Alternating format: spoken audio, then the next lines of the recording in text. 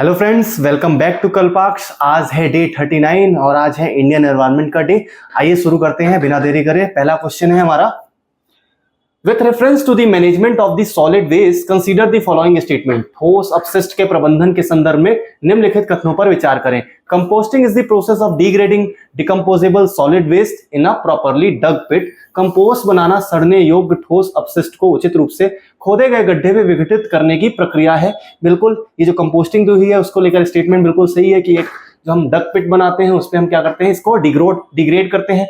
Next, भूमि भरना निचले भूमि क्षेत्रों में अपशिष्ट या अन्य पदार्थों को डंप करने और मिट्टी से ढकने की प्रक्रिया है। Land filling is the process of dumping waste और other substances in low land areas and covering the same with soil. In incineration, the dried solid waste is safely burnt in closed compartments with proper provision of treatment of। ठीक है, तो normally जो भस्मीकरण है वो सूखे ठोस अपशिष्ट को उपचार के लिए उचित प्रावधान के साथ बंद डिब्बों में सुरक्षित रूप से जलाया जाता है। तो बिल्कुल पहला, दूसरा और तीसरा तीनों स्टेटमेंट सही है। पूछा क्या गया है, which of the above statements are correct. Only one, केवल एक, केवल दो, सभी तीन या कोई नहीं। तो बिल्कुल जो इसका आंसर हो जाएगा option C, all the three are correct. चलिए नेक्स्ट क्वेश्चन की बात करते हैं। जो हमारा नेक्स्ट क्वेश्चन है, consider the following statement about acid rain. अम्लीय वर्षा के बारे में निम्नलिखित कथनों पर विचार करें। जिसमें पहला दिया हुआ है, फर्स्ट की बात करते हैं। फर्स्ट स्टेटमेंट दिया, it occurs only in tropic areas. It is caused by a reaction of oxides of sulphur and nitrogen with water. Third, one of the reasons for the plague on the Taj Mahal is the acid rain in the region. यह केवल उष्णकटिबंधीय क्षेत्रों में होता है। तो बिल्कुल उष्णकटिबंधीय क्षेत्रों तक ये सीमित नहीं होता है। तो जो पहला स्टेटमेंट है ये तो हो जाएगा गलत। ठीक है, next, it is caused by reaction of oxides of sulphur and nitrogen with water. बिल्कुल ये जो है हमारे रिएक्शंस होते हैं ऑक्साइड्स के साथ, सल्फर और नाइट्रोजन के, उसके साथ ये बना होता है। नेक्स्ट, ताजमहल पर पट्टिका के कारणों में से एक इसमें क्षेत्र में अम्लीय वर्षा भी है। तो बिल्कुल ताजमहल के लिए एसिड रेन ही जिम्मेदार है। तो दो स्टेटमेंट हमारे सही होते हैं। पूछा क्या गया है, how many of above statements are not correct. Not correct, तो इसमें से एक ही स्टेटमेंट करेक्ट नहीं है, तो ओनली वन। ठीक है, ए इज द राइट आंसर। चलिए नेक्स्ट क्वेश्चन की बात करते हैं। नेक्स्ट हमारा क्वेश्चन है, among the following crops which one is the most important anthropogenic source of both methane and nitrous oxide. निम्नलिखित फसलों में से कौन सी फसल मीथेन और नाइट्रस ऑक्साइड दोनों का सबसे महत्वपूर्ण मानव जनित स्रोत है। तो मुख्यतः हम जानते हैं कि एक प्रकार से यहां पर दिया हुआ है cotton, rice, sugar cane and wheat. तो मुख्यतः जो धान के खेत होते हैं उनके द्वारा मीथेन निकाला जाता है। तो इसका आंसर हो जाएगा ऑप्शन बी, चावल, राइस। ठीक, नेक्स्ट क्वेश्चन पर बढ़ते हैं। जो हमारा नेक्स्ट क्वेश्चन है, consider the following pairs. Wetland और लोकेशंस के बारे में लेक दी हुई और लोकेशंस दी हुई है। निम्नलिखित में जोड़ों पर विचार करें। Hokera wetland Punjab, Renuka wetland Himachal Pradesh, Rudrasagar lake Tripura और सस्थामकुट्टा तमिलनाडु। ठीक है, तो यहां पर हम बात करें तो ये जो रेणुका वेटलैंड है ये हिमाचल प्रदेश में ही है, रुद्रसागर लेक त्रिपुरा में है, सस्थामकुट्टा जो है वो तो हमारा कहां पर है, केरला में है। उसके अलावा अगर हम बात करें होकेरा वेटलैंड जो है वो आपको जम्मू कश्मीर में मिलेगी। ठीक, तो इसमें अगर हम बात करें तो सेकेंड और थर्ड। ठीक है, चलिए देखते हैं, how many pairs given above are correctly matched. ऊपर दिए कितने जोड़े सही ढंग से मेल खाते हैं। तो हमें सेकेंड और थर्ड दिखता है, तो जिसका आंसर हो जाएगा only two pairs are correct. ठीक, option B is the right answer. चलिए नेक्स्ट क्वेश्चन बढ़ते हैं। नेक्स्ट हमारा क्वेश्चन है, consider the following statement with respect to Kambala. Kambala के संबंध में निम्नलिखित कथनों पर विचार करें। It is a traditional buffalo race in paddy fields filled with slush and mud. यह कीचड़ और मिट्टी से भरे धान के खेतों में होने वाली एक पारंपरिक भैंस दौड़ है। हाँ, मुख्यतः यह कर्नाटक के तटीय क्षेत्रों में होती है। ठीक है, जो हमारा मालाबार तट वाला रीजन है, मालाबार तट के ऊपर अगर हम कोंकण वाले जो रीजन देखते हैं वहां पर ये आपको दिखाई देगा। दूसरा, it takes place mainly in the Mysore region of Karnataka. ये मैसूर क्षेत्रों में होती है। ठीक है, मैसूर क्षेत्रों में नहीं, मुख्यतः ये तटीय क्षेत्रों में होती है कर्नाटका के। तो जो हमारा सेकंड स्टेटमेंट है वो हो जाएगा इनकरेक्ट। इसमें पूछा गया है which of the given above is और आर करेक्ट, तो only one is the correct. तो option A is the right answer, केवल एक। चलिए नेक्स्ट क्वेश्चन की बात करते हैं। हमारा नेक्स्ट क्वेश्चन है, consider the following statement regarding nitrogen pollution. Nitrogen प्रदूषण के बारे में निम्नलिखित कथनों पर विचार करें। It contamination causes blue baby syndrome. इसका संदूषण ब्लू बेबी सिंड्रोम का कारण बनता है। हमने पहले भी इसके बारे में देखा था कि ब्लू बेबी सिंड्रोम जो है वो किसके कारण होता है, नाइट्रोजन पॉल्यूशन के कारण ही होता है। ठीक, next, excessive use of nitrogen fertilisers contributes towards nitrogen pollution. Nitrogen उर्वरकों का अत्यधिक उपयोग नाइट्रोजन प्रदूषण में योगदान देता है। तो पहला और दूसरा स्टेटमेंट दोनों ही सही है। ठीक, नेक्स्ट देखते हैं, run off nitrogen from fields to water bodies causes eutrophication, खेतों से जल निकायों से नाइट्रोजन का अपवाह यूट्रोफिकेशन का कारण बनता है। तो जल में जब ये नाइट्रोजन जाता है तो नाइट्रोजन और फास्फेट हमने बात की थी, वो यूट्रोफिकेशन को सक्षम बनाते हैं, यूट्रोफिकेशन की प्रक्रिया को सक्षम बनाते हैं। ठीक है, तो तीनों ही जो स्टेटमेंट है वो सही है। पूछा क्या गया है, how many of the above statements are correct, तो ऑल द थ्री, सभी तीन जो हमारे स्टेटमेंट है वो सही है, option C is the right answer. चलिए नेक्स्ट क्वेश्चन की बात करते हैं। नेक्स्ट हमारा क्वेश्चन है, which of the following statement best describe the term bioremediation, निम्नलिखित में से कौन सा कथन बायोरेमेडिएशन शब्द का सबसे अच्छा वर्णन करता है। नॉर्मली जो हमारा बायोरेमेडिएशन है वो संबंधित है पर्यावरण से, पर्यावरण संरक्षण या पर्यावरण प्रदूषण को कम करने के लिए अगर हम सूक्ष्म जीवों का उपयोग करते हैं तो उसे बोला जाता है बायोरेमेडिएशन। अब देखते हैं हमारे क्या ऑप्शंस इसमें दिया हुआ, it is an increase of concentration of a substance with in a trophic level in certain tissues of organism bodies, यह जीवों के शरीर में कुछ ऊतकों में एक ट्रॉपिक स्तर के भीतर एक पदार्थ की सांद्रता में वृद्धि है। B, it is the application of biotic agents like microorganisms in the correction and recovery of environmental damage, यह पर्यावरण क्षति में सुधार और पुनर्प्राप्ति में सूक्ष्म जीवों जैसे जैविक एजेंटों का अनुप्रयोग करता है। तो बायोरेमेडिएशन क्या है, पर्यावरण क्षति या पर्यावरण प्रदूषण को कम करने के लिए किसका, सूक्ष्म जीवों का प्रयोग करना। ठीक है, तो इसका जो आंसर हो जाएगा नॉर्मली ऑप्शन बी। आगे देख लेते हैं एक बार आगे, it is an increase in and concentration of substance in the bodies of consumers, बिल्कुल नहीं, it is N practice for commercial exploitation. ठीक है, तो हमारे ABC जो ABCD में है उसमें से ACD कोई भी इसमें मैच नहीं करता, जो इसका आंसर हो जाएगा ऑप्शन बी ही होगा। चलिए नेक्स्ट की बात करते हैं। नेक्स्ट हमारा है, solid waste management rules 2016 and E waste rules 2016 were notified under which of the following acts, ठोस अपशिष्ट प्रबंधन नियम 2016 और ई अपशिष्ट प्रबंधन नियम 2016 निम्नलिखित में से किस अधिनियम द्वारा सूचित किए जाते हैं। तो मुख्यतः हम जानते हैं कि ये जो हमारा ई वेस्ट मैनेजमेंट रूल्स है वो किसके द्वारा लाए गए हैं, एनवायरमेंट प्रोटेक्शन एक्ट के तहत है। ठीक है, 1986, तो जिसका आंसर हो जाएगा ऑप्शन बी, पर्यावरण संरक्षण अधिनियम 1986। चलिए नेक्स्ट क्वेश्चन की बात करते हैं। नेक्स्ट हमारा क्वेश्चन है, consider the following statements with regard to ecological succession. Ecological succession is the process of change in the species structure of an ecological community over time. पारिस्थितिकी उत्तराधिकार जो होता है, ecological succession होता है पारिस्थितिकी उत्तराधिकार समय के साथ एक पारिस्थितिकी समुदाय की प्रजाति की संरचना में परिवर्तन की प्रक्रिया है। तो बिल्कुल जो इकोलॉजिकल सक्सेशन है वो क्या है, एक प्रकार से जो नई स्पीसीज है उसका आ जाना और यहाँ पर एक चेंज लाना, ओवर टाइम कम्युनिटी का चेंज लाना, वो क्या कहलाता है, इकोलॉजिकल सक्सेशन कहलाता है। दूसरा देखते हैं, ecological succession leads to a stable self perpetuating community called the seral stage, पारिस्थितिकी उत्तराधिकार एक स्थिर स्वास्थायी समुदाय की ओर जाता है जिसे क्रमिक चरण कहा जाता है, बिल्कुल इसे सीरल स्टेज बोला जाता है। जो हमारा सेकेंड स्टेटमेंट है वो भी हो जाएगा correct. Secondary succession is faster than primary succession, द्वितीयक उत्तराधिकार प्राथमिक उत्तराधिकार से तेज होता है। नहीं, प्राइमरी जो हमारा सक्सेशन होता है वो ज्यादा फास्टर होता है, जबकि सेकेंडरी सक्सेशन में उसे कहीं ना कहीं वापस आने के लिए प्राइमरी सक्सेशन को हटाने में टाइम लगता है। तो जो हमारा थर्ड स्टेटमेंट है वो हो जाएगा इनकरेक्ट। ऑप्शन क्या दिया हुआ, which of the above statements are true, तो फर्स्ट और सेकंड आर ट्रू, तो जिसका आंसर हो जाएगा ऑप्शन सी। ठीक, बोथ 1 and 2 हो जाएंगे, both 1 and 2 is the correct answer. ठीक है, चलिए नेक्स्ट क्वेश्चन की बात करते हैं। नेक्स्ट हमारा क्वेश्चन है, in the context of global efforts for the protection of the environment which of the following happened earliest, पर्यावरण संरक्षण के लिए वैश्विक प्रयासों के संदर्भ में निम्नलिखित में से कौन सा सबसे पहले हुआ। Release of Brundtland report titled our common future, हमारा साझा भविष्य शीर्षक में ब्रंडलैंड रिपोर्ट का विमोचन। सेकंड बी दिया हुआ United Nation conference on environment and development, पर्यावरण और विकास पर संयुक्त राष्ट्र सम्मेलन।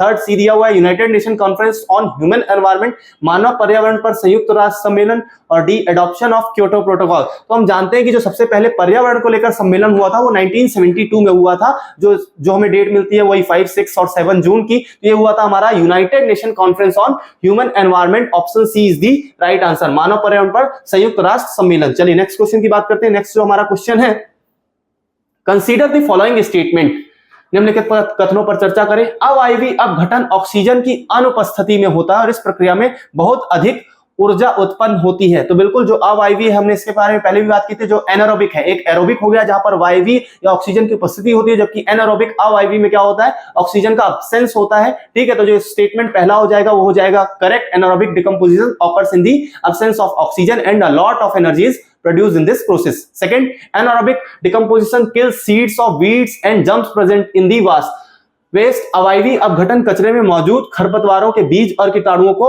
नष्ट कर देता है। तो जो हमारा सेकंड स्टेटमेंट है वो भी सही है। यहां पर पूछा गया है which of the statement given above are correct, तो both 1 and 2 option C is the right answer. चलिए नेक्स्ट क्वेश्चन की ओर बढ़ते हैं। नेक्स्ट हमारा क्वेश्चन है climate action tracker which monitors the emission reduction pledges of different countries is a. जलवायु कार्यवाही ट्रैकर जो विभिन्न देशों के उत्सर्जन में कमी के वादों की निगरानी करता है वह है, ठीक है। मुख्यतः इसमें देखते हैं database created by coalition of research organization, अनुसंधान संगठनों के गठबंधन द्वारा बनाया गया एक डेटाबेस है, ठीक है। Next wing of international panel of climate change, जलवायु परिवर्तन के अंतरराष्ट्रीय पैनल का विंग है। Committee under United Nations framework convention on climate change, जलवायु परिवर्तन पर संयुक्त राष्ट्र फ्रेमवर्क कन्वेंशन के तहत समिति है। या फिर the agency promoted and financed by United Nation Environment Programme and World Bank. जो हमारा क्लाइमेट एक्शन ट्रैकर है एक प्रकार का डेटाबेस है जो हमारे अनुसंधान संगठनों के गठबंधन द्वारा बनाया गया है। तो इसका जो आंसर हो जाएगा option A is the right answer. चलिए नेक्स्ट की बात करते हैं। जो हमारा नेक्स्ट क्वेश्चन है The species dodo, quagga, thylacine and stellar sea cow are। Dodo, quagga, thylacine and Steller की समुद्री गाय प्रजातियां हैं। किसकी है? Invasive species, endemic to Africa, marine mammals या एक्सटिंक्ट स्पीसीज, आक्रामक प्रजातियां, अफ्रीका में स्थानिक, समुद्री स्तनधारी या विलुप्त प्रजातियां। तो मुख्यतः ये जो हमारी डोडो, क्वागा, थैलेसीन है ये विलुप्त हो चुकी है। तो इन प्रजातियों को हम देखते हैं वो किसमें देखते हैं? एक्सटिंक्ट स्पीसीज में। Option D is the right answer. चलिए नेक्स्ट क्वेश्चन की बात करते हैं। नेक्स्ट हमारा क्वेश्चन है Arrange the following biodiversity conservation efforts in India in chronological order from earliest to latest। Bharat में निम्नलिखित जैव विविधता संरक्षण प्रयासों को आरंभिक से नवीनतम तक कालानुक्रमिक प्रयास में व्यवस्थित करें। ठीक है, देखते हैं कौन कौन से प्रोजेक्ट है हमारे। पहला है प्रोजेक्ट एलिफेंट। प्रोजेक्ट एलिफेंट आया था हमारा कब? 1992 में। उसके बाद हम बात करते हैं प्रोजेक्ट स्नो लेपर्ड, ये लगभग आया था हमारा 2000 के बाद 2009 के करीब। प्रोजेक्ट हंगुल, प्रोजेक्ट हंगुल की अगर हम बात करें तो ये आया था 1970 के आसपास। और एशियाटिक लायन रीइंट्रोडक्शन प्रोजेक्ट ये हमारा आया था 1993 के आसपास। तो देखते हैं जो हमारा क्रोनोलॉजिकल ऑर्डर है वो कैसा बैठेगा। तो पहला हमारा आ जाएगा कौन सा? 3, फिर उसके बाद आ जाएगा 3 के बाद 1992 1, फिर उसके बाद अगर हम बात करते तो 1993 4, और फिर आ जाएगा इस प्रोजेक्ट स्नो लेपर्ड 2। तो 3 1 4 2, ठीक है। तो इसका जो आंसर हो जाएगा वो हो जाएगा option C 3 1 4 2 is the right answer. चलिए नेक्स्ट क्वेश्चन की ओर बढ़ते हैं। नेक्स्ट हमारा क्वेश्चन है which of the following harmful materials is और are found in E waste. निम्नलिखित में से कौन सा हानिकारक पदार्थ एक कचरे में पाया जाता है? तो मुख्यतः हम देखें यहाँ पर क्या क्या दिया हुआ है। लेड, कैडमियम, क्रोमियम, ठीक है। सीसा, कैडमियम और क्रोमियम ये तीनों ही ई कचरे में आते हैं। तो जिसका आंसर हो जाएगा सीधा सीधा option C 1 2 and 3 is the right answer. चलिए नेक्स्ट क्वेश्चन की बात करते हैं। नेक्स्ट हमारा क्वेश्चन है consider the following statement with respect to the eutrophication of lakes. झीलों के यूट्रोफिकेशन के संदर्भ में निम्नलिखित कथनों पर विचार करें। It is a man made process and does not occur naturally, ठीक है। अगर हम इसकी बात करें तो ये नेचुरली भी होता है यूट्रोफिकेशन। तो इस अगर हम देखेंगे तो हमारा पहला स्टेटमेंट है वो इनकरेक्ट हो जाएगा। The prime contamination for eutrophication are nitrates and phosphates. Eutrophication के लिए मुख्य प्रदूषक नाइट्रेट और फॉस्फेट है। हमने इसके बारे में पहले भी बात की थी। जो इसका कंटामिनेशन है वो किसके द्वारा होता है? मुख्यतः नाइट्रेट्स और फॉस्फेट के द्वारा होता है। तो जो हमारा सेकंड स्टेटमेंट है वो करेक्ट। पूछा क्या गया स्टेटमेंट आर करेक्ट, तो इसका जो आंसर हो जाएगा only 2 B is the right answer. चलिए नेक्स्ट क्वेश्चन की बात करते हैं। नेक्स्ट हमारा क्वेश्चन है कंसीडर द फॉलोइंग स्टेटमेंट्स। निम्नलिखित पर कथनों पर विचार करें। वन्य जीव अभ्यारण्यों की तुलना में राष्ट्रीय उद्यानों को अधिक सुरक्षा दी जाती है तथा मानवीय गतिविधियों बहुत सीमित होती है, ठीक है। बिल्कुल जो हमारा as compare to wild life sanctuaries national park are given a greater degree of protection with human activities, ठीक है। तो ये जो स्टेटमेंट है वो हमारा हो जाएगा करेक्ट, ठीक है। नेक्स्ट अपन देखते हैं wild life sanctuaries do not have fixed boundaries whereas the boundaries of national parks are well marked. वन्य जीव अभ्यारण्यों की सीमाएं जो है वो निश्चित नहीं होती, जबकि राष्ट्रीय उद्यानों की जो सीमाएं वो स्पष्ट रूप से चिन्हित होती हैं। तो जो हमारा सेकंड स्टेटमेंट है वो भी करेक्ट है, फर्स्ट और सेकंड करेक्ट है। थर्ड देखते हैं Unlike wildlife sanctuaries, national parks can be notified only by the central government।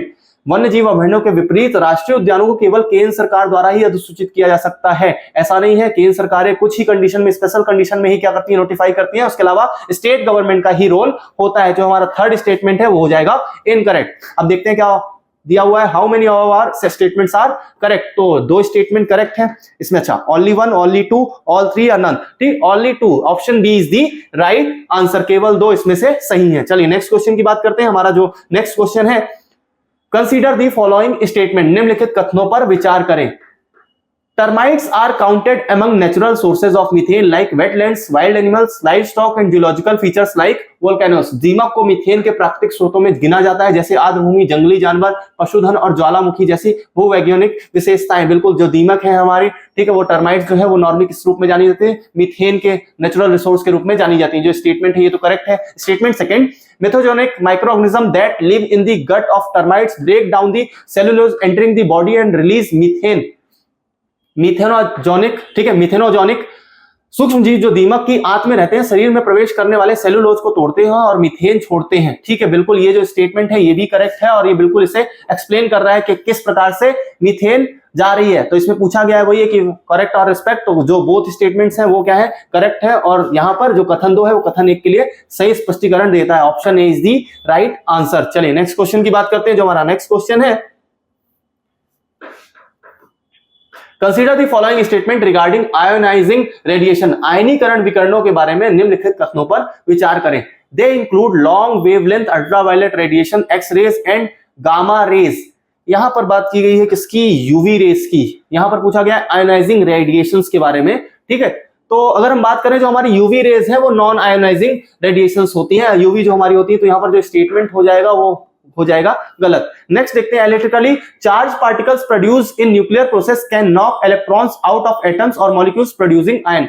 परमाणु प्रक्रियाओं में उत्पादित विद्युत आवेशित कण परमाणुओं में या अणुओं से इलेक्ट्रॉन को बाहर निकाल सकते हैं। ठीक है, तो ये स्टेटमेंट हो जाएगा करेक्ट कि बिल्कुल जब आयनाइजेशन होता है तो वहां पर क्या इलेक्ट्रिकली चार्ज जो एटम्स होते हैं वो बाहर की ओर निकलते हैं।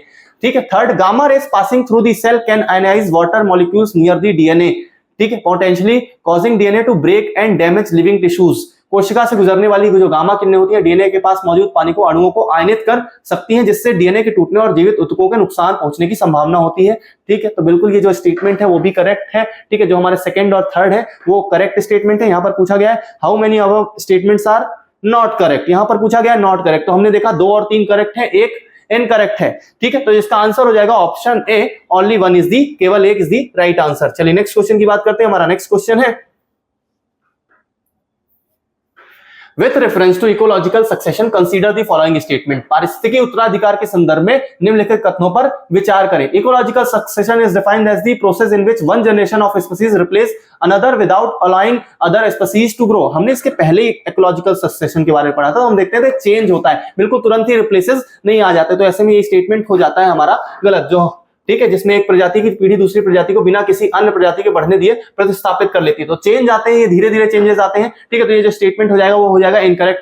Primary succession take place in areas that are newly exposed and essentially lifeless. जो प्राथमिक उत्तराधिकार होते हैं उन क्षेत्रों में होता है जो नए उजागर होते हैं और अनिवार्य रूप से बेजान होते हैं। तो जो हमारा प्राइमरी सक्सेशन होता है वही जब खाली जमीन होती है उस जगह पर वापस ये प्रजाति आ जाती है। जो हमारा सेकंड स्टेटमेंट है वो हो जाएगा करेक्ट। ठीक है, तो यहाँ पर जो स्टेटमेंट है वो एक ही करेक्ट है। Which of the statement given above are correct. ठीक है, तो यहाँ पर जो आंसर है जो स्टेटमेंट दूसरा करेक्ट है, option B is the right answer. चलिए नेक्स्ट क्वेश्चन की बात करते हैं। हमारा नेक्स्ट क्वेश्चन है, The Zemu Glacier which gives birth to the Teesta river is located in which of the following biosphere reserve। Zemu glacier जो तीस्ता नदी को जन्म देता है निम्नलिखित में से किस बायोस्फीयर रिजर्व में स्थित है। जो हमारा जेमू ग्लेशियर है, ठीक है, अगर हम बात करें जो जेमू ग्लेशियर है जो से तीस्ता नदी निकलती है, तो ये कहां से निकलती है? सिक्किम। ठीक है, अब बात करते हैं बायोस्फीयर रिजर्व की। ठीक है, पहला दिया हुआ है मानस। मानस बायोस्फीयर रिजर्व कहां पर है? सीधा सीधा हम ये जानते हैं कहां पर, असम में। काजीरंगा की बात कर ले। ठीक है, थर्ड कंचनजंगा है और चौथा है नोक्रेक। तो कंचनजंगा, ठीक है, हमने देखा है कंचनजंगा जो बायोस्फीयर रिजर्व है वो कहां पर है? कंचनजंगा पहाड़ी के पास में, उसके निचले स्तर पर है। ठीक है, और ये सिक्किम में है। तो जिसका जो आंसर हो जाएगा option 3, option C is the right answer. चलिए नेक्स्ट क्वेश्चन की बात करते हैं। नेक्स्ट जो हमारा क्वेश्चन है, कंसीडर द फॉलोइंग स्टेटमेंट्स। निम्नलिखित कथनों पर विचार करें। Quantum physics is the study of matter and energy at the most fundamental level and its aims to uncover the properties and behaviours of the very building blocks of nature.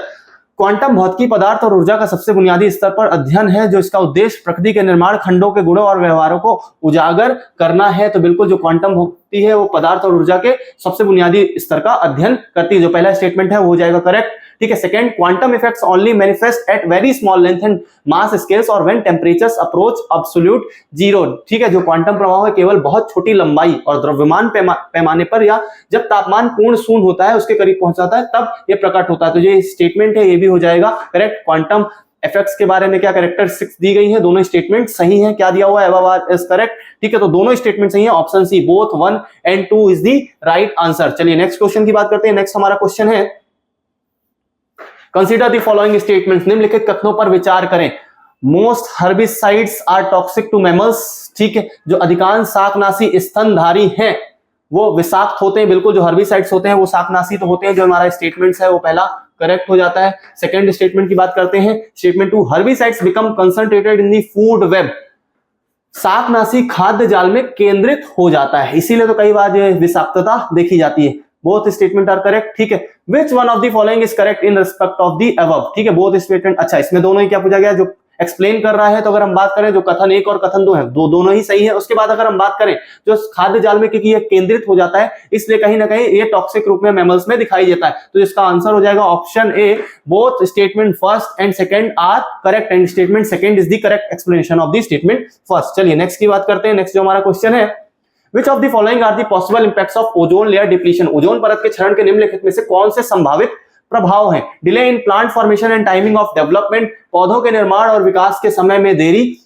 Increase in tropospheric ozone, क्षोभ मंडलीय ozone में वृद्धि हो जाना, ठीक। Third, relative cooling of the troposphere, क्षोभ मंडल का सापेक्षिक ठंडा होना, या fourth, increase incidence of cataracts in human, मनुष्यों में मोतियाबिंद की घटनाएं, ठीक है। तो अगर जो ओजोन डिप्लीशन है अगर हम बात करें तो बिल्कुल फॉर्मेशन एंड टाइमिंग जो होती है डेवलपमेंट की वो क्या हो जाती है, डिले हो जाती है। उसके बाद ट्रोपोस्फेरिक ओजोन बढ़ जाता है, रिलेटिव कूलिंग ऑफ ट्रोपोस्फेयर बढ़ जाती है, और साथ में जो हमारे इंक्रीज इंसिडेंस होते हैं कैटरेक्ट्स या मोतियाबिंद के आपको केस यहां से दिखाई देना शुरू हो जाते हैं। तो चारों स्टेटमेंट यहां पर सही है, ठीक है। तो करेक्ट आंसर बताना, जो करेक्ट आंसर हो जाएगा वो क्या हो जाएगा, ऑप्शन डी 1, 2, 3 एंड 4। चलिए नेक्स्ट क्वेश्चन की बात करते हैं। जो हमारा नेक्स्ट क्वेश्चन है, a zone of gradual but continuous change from one ecosystem to another when there is a no sharp boundary between the two in terms of species composition is best described।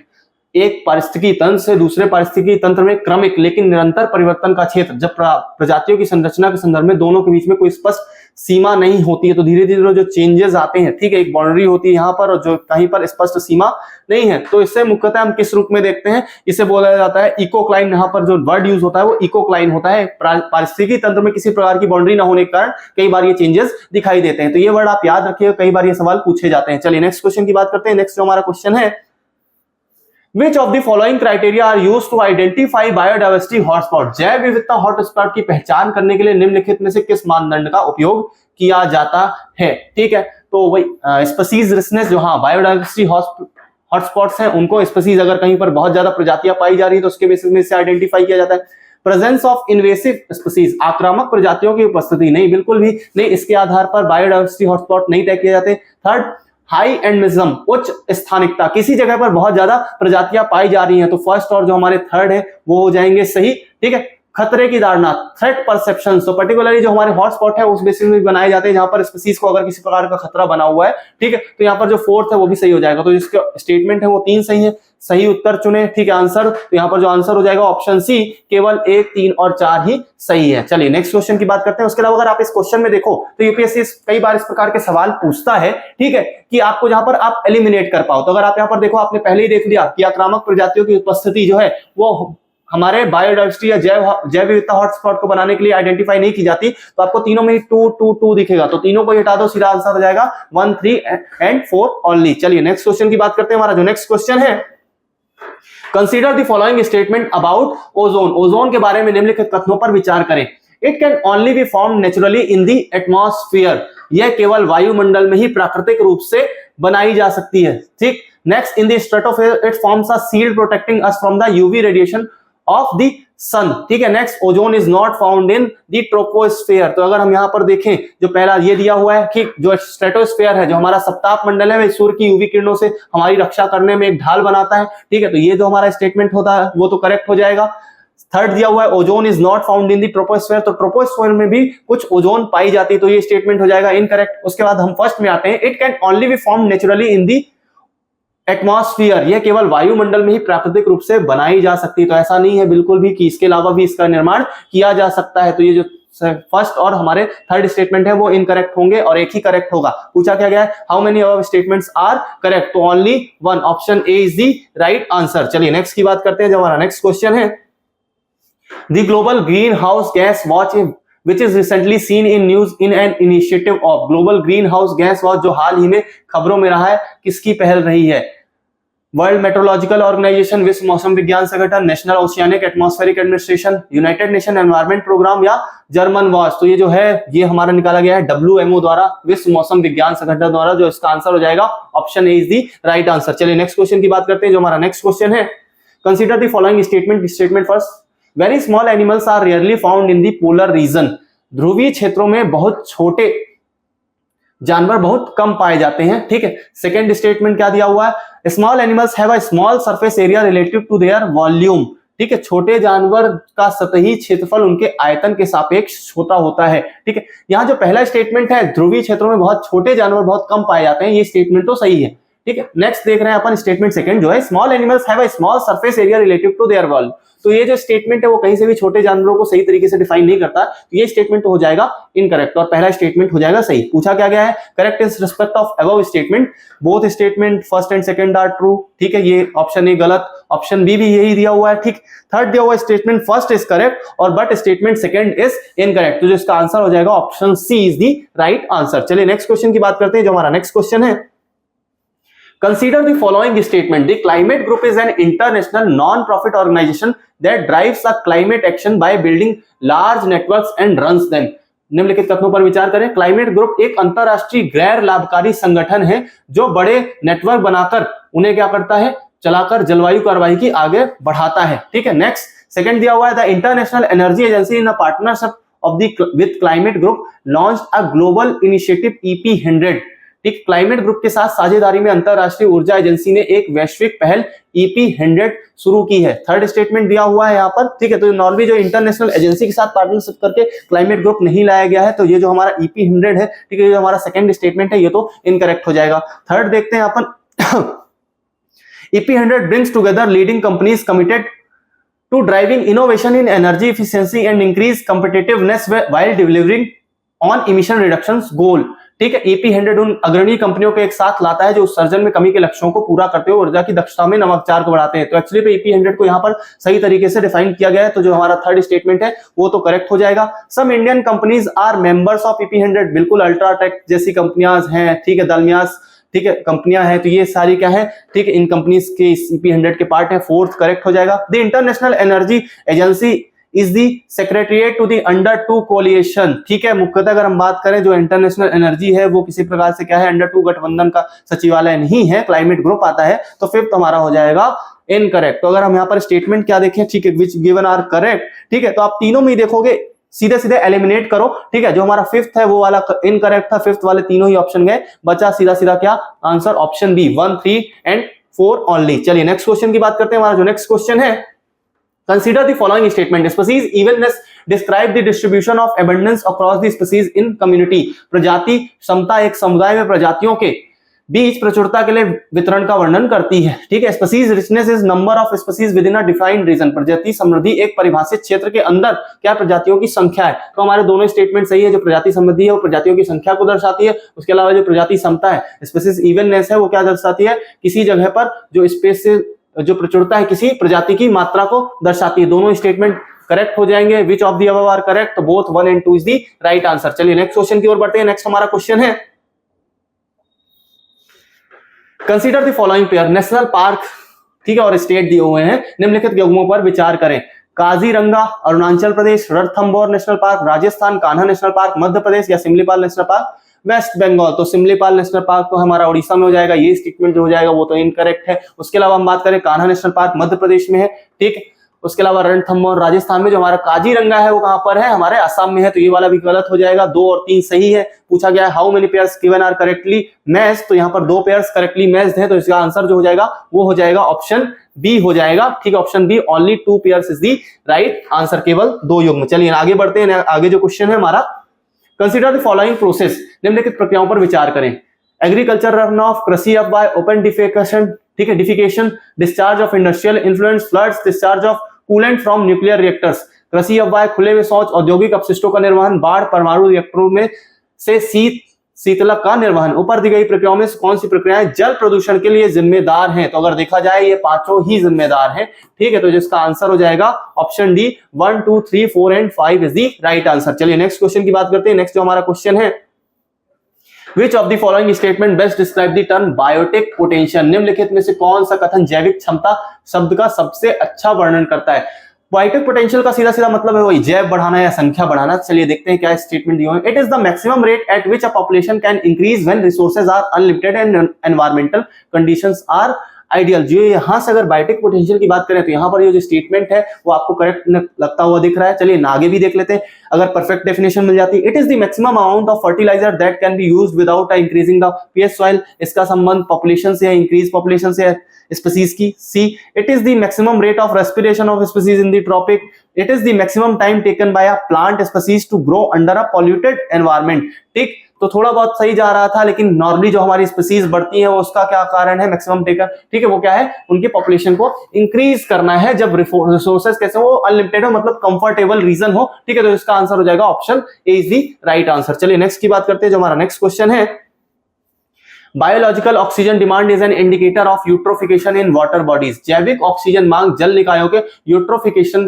का एक संकेतक है। बिल्कुल, यहां पर अगर हम बात करें जो बायोलॉजिकल ऑक्सीजन डिमांड है, जब शैवाल प्रस्फुटन होता है तो वहां पर कहीं ना कहीं इसका रोल होता है। जो ऑप्शन फर्स्ट है वो ऑप्शन जो स्टेटमेंट फर्स्ट है वो करेक्ट है। A rise in BOD means there is a presence in higher inorganic pollution in the water body. BOD में वृद्धि का मतलब है जल निकायों में उच्च अकार्बनिक प्रदूषण की उपस्थिति। तो अकार्बनिक नहीं होता है, इनऑर्गेनिक नहीं होता है, ऑर्गेनिक पॉल्यूशन होता है। ठीक है, तो जो हमारा स्टेटमेंट हो जाएगा सेकंड वो हो जाएगा इनकरेक्ट। ठीक है, तो जिसका आंसर हो जाएगा which of the statement given above are correct. ठीक है, तो only one is the correct, option A is the right answer. चलिए नेक्स्ट क्वेश्चन की बात करते हैं। नेक्स्ट जो हमारा क्वेश्चन है, with reference to the earth's biodiversity consider the following statement. पृथ्वी की जैव विविधता के संदर्भ में निम्नलिखित कथनों पर विचार करें। More than 70% of all the species recorded are plants.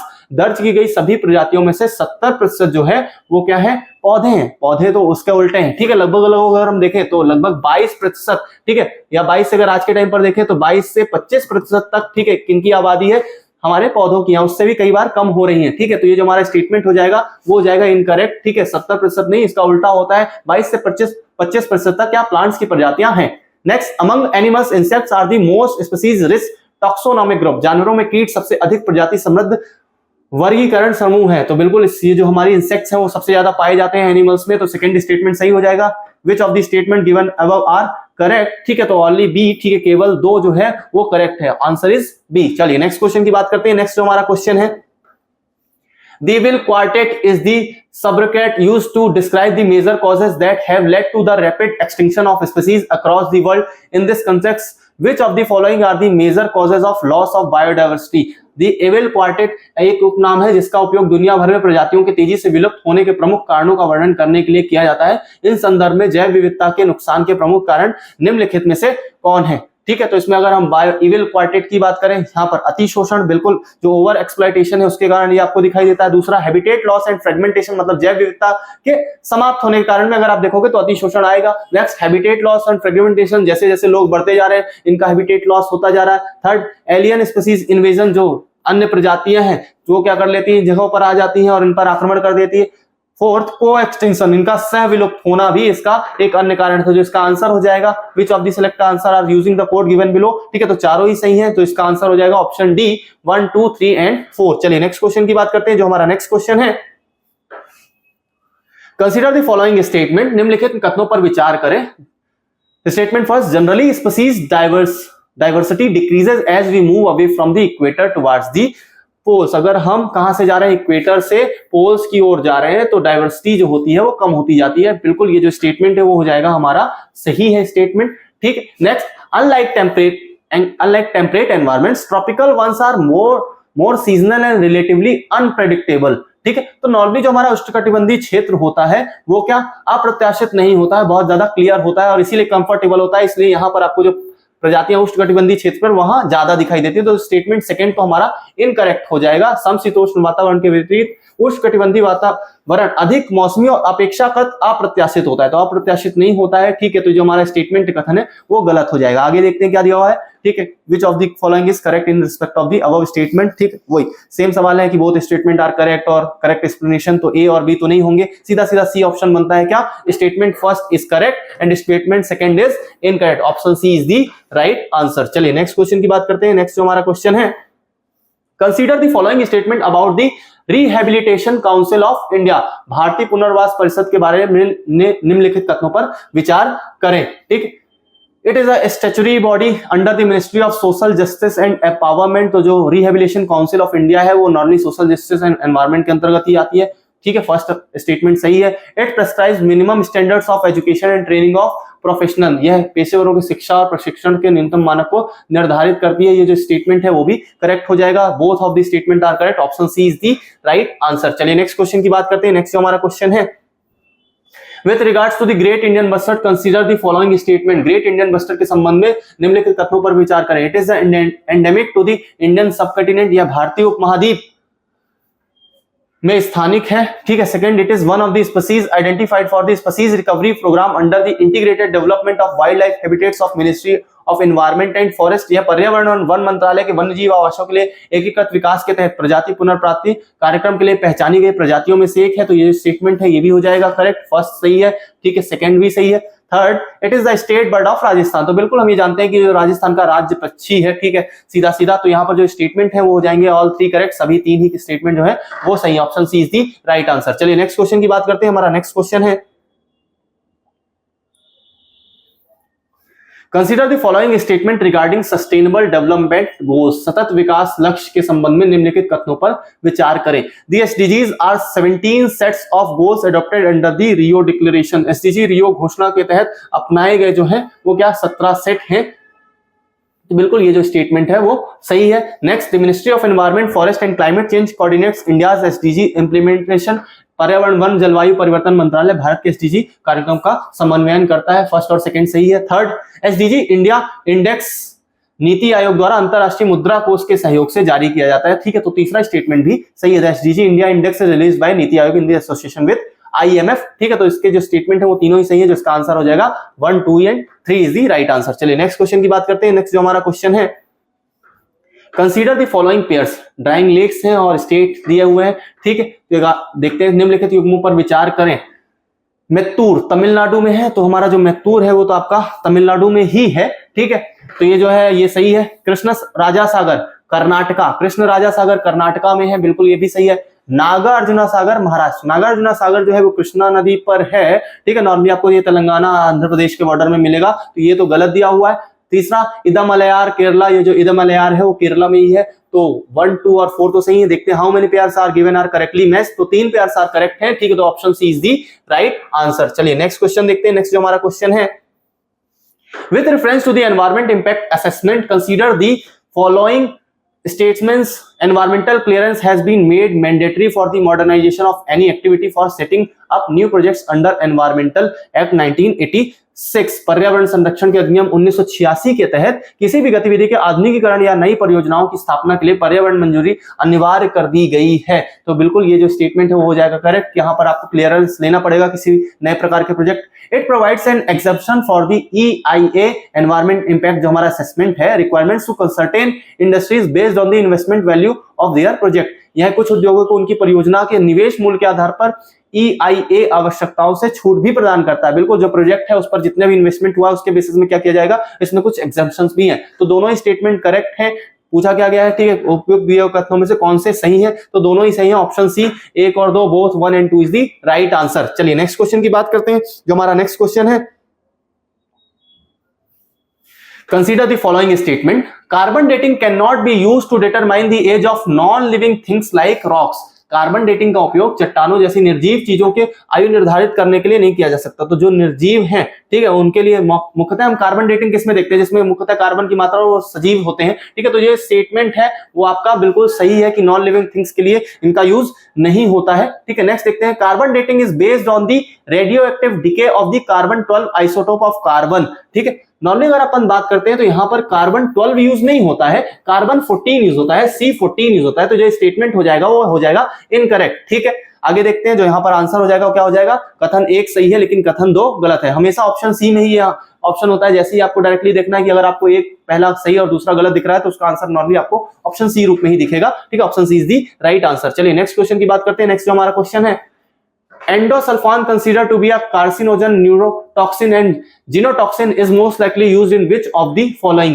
Endosulfan जिसे कैंसरकारी न्यूरोटॉक्सिन और जीनोटॉक्सिन माना जाता है, का सबसे अधिक उपयोग निम्नलिखित में से किसमें किया जाता है? Pesticide in agriculture, reuse plastic containers, fruit ripening substance या फूड प्रिजर्वेटिव्स। तो नॉर्मली एक प्रकार का कीटनाशी है, इसका बहुत ये चर्चा में आया था इसकी टॉक्सिसिटी के कारण, ठीक है, तो एक प्रकार का पेस्टिसाइड है जो एग्रीकल्चर में यूज होता है। चलिए नेक्स्ट क्वेश्चन की बात करते हैं। नेक्स्ट जो हमारा क्वेश्चन है, with reference to the decomposition of organic matter in an ecosystem, consider the following statement। किसी पारिस्थितिकी तंत्र में कार्बनिक पदार्थ के अपघटन के संदर्भ में निम्नलिखित कथनों पर विचार करें। पहला दिया हुआ है, anaerobic conditions inhibit the process of decomposition of organic matter. अवायवीय परिस्थितियां कार्बनिक पदार्थ के अपघटन की प्रक्रिया को बाधित करती हैं, ठीक है, बिल्कुल ये जो स्टेटमेंट है वो करेक्ट हो जाएगा। Next, decomposition involves a series of process including fragmentation, leaching, catabolism, humification and mineralisation. अपघटन में विखंडन भी होता है, निछालन भी होता है, उसके बाद अपचय या ह्यूमिफिकेशन होता है, ह्यूमस बनाया जाता है, ठीक है, उसके अलावा खनिजीकरण भी की प्रक्रियाएं भी शामिल होती है। जो हमारा दूसरा स्टेटमेंट है वो भी करेक्ट है। यहाँ पर पूछा गया कौन से करेक्ट है, ठीक है, दोनों ही करेक्ट है, option C both 1 and 2 is the right answer. चलिए नेक्स्ट क्वेश्चन की बात करते हैं। जो हमारा नेक्स्ट क्वेश्चन है, it is one of the biogeographic zones of India. The tropical evergreen forest occupy about 1/3 of the total area of this zone. ठीक है, एक जोन के बारे में पूछ रहा है, ठीक, about 2/3 of the India's endemic plants are confined to this region. Grizzled squirrel is restricted to a few forests in this forest. यह भारत के जैव भौगोलिक क्षेत्रों में से एक है। उष्णकटिबंधीय सदाबहार वन इस क्षेत्र के कुल क्षेत्रफल के लगभग 1/3 भाग पर फैले हुए हैं। भारत के लगभग 2/3 स्थानिक पौधे इसी क्षेत्र तक सीमित हैं। ग्रिजल्ड गिलहरी इस क्षेत्र में कुछ जंगलों तक ही सीमित है। इसके बारे में वैसे देखो हमने पढ़ा है सदाबहार वन, लेकिन हमने एक यहाँ पर नाम सुना है ग्रिजल्ड गिलहरी, जो मुख्यतः आपको कहां पर दिखाई देगी, पश्चिमी घाट में। तो देखते हैं यहाँ पर जो ऑप्शन दिए हुए हैं, गेंगेटिक प्लेन्स, गंगा के मैदान, नॉर्थ ईस्ट इंडिया, उत्तर पूर्व भारत, आइलैंड्स, या डी वेस्टर्न घाट्स, पश्चिमी घाट। तो जिसका आंसर हो जाएगा वो क्या होगा, पश्चिमी घाट में आपको ये सदाबहार वन दिखाई देंगे। चलिए नेक्स्ट क्वेश्चन की बात करते हैं। नेक्स्ट जो हमारा क्वेश्चन है, if rainforest and tropical forest are the lungs of earth, then surely wetlands function as its kidneys. Which of one of the following function of wetlands best reflects the above statement? यदि वर्षा one और उष्णकटिबंधीय one पृथ्वी के फेफड़े हैं तो निश्चित रूप से आर्द्र भूमि इसके गुर्दे के रूप में कार्य करती है। आर्द्र भूमि के निम्नलिखित कार्यों में से कौन सा उपरोक्त कथन को सबसे अच्छी तरह से दर्शाता है? The water cycle is wetland involves surface runoff, subsoil percolation and evaporation. आर्द्र भूमि में जल चक्र में सतही अववाह, उपमृदा रिसाव और वाष्पीकरण शामिल है। B algae from nutrient base upon which fish, crustaceans, molluscs, birds, reptiles and mammals thrive. शैवाल पोषक तत्व का आधार बनाते हैं जिस पर मछली, क्रेटेशियन, मोलस्क, मच्छी, सरीसृप और स्तनधारी पनपते हैं। Wetlands play an vital role in maintaining sedimentation balance and soil stabilisation. आर्द्र भूमि और साधारण संतुलन और मिट्टी के स्थिरीकरण को बनाए रखने में महत्वपूर्ण भूमिका निभाते हैं। D aquatic plants absorb heavy metals and excess nutrients. जलीय पौधे भारी धातुओं में अतिरिक्त पोषक तत्वों को अवशोषित करते हैं। जो हमारे वेटलैंड्स हैं वहां पर आपको ये एक्वेटिक प्लांट्स वगैरह बहुत ज्यादा दिखाई देंगे, ठीक है, तो जिसका मुख्यतः अवशोषित करने का कार्य रहता है, तो ऑप्शन डी इसका जो है वो राइट आंसर हो जाएगा। चलिए नेक्स्ट क्वेश्चन की बात करते हैं। हमारा जो नेक्स्ट क्वेश्चन है,